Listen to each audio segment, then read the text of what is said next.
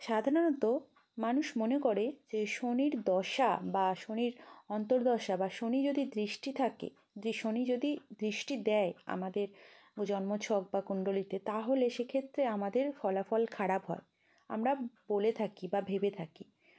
আমি বলবো এক্ষেত্রে এটা ঠিক না, কারণ শনি মহারাজ ভালোর জন্য ভালো এবং খারাপের জন্য খারাপ। যদি কারোর জন্মছকে শনি মহারাজ উচ্চস্থ হয় বা সেই ছকে শনি শুভভাবে থাকে, তাহলে সেক্ষেত্রে তার ফলাফলটা ভালোই হয়। কিন্তু সেটা যদি বিপরীত হয়ে যায়, তাহলে সেক্ষেত্রে ফলাফলটা উল্টো হয়।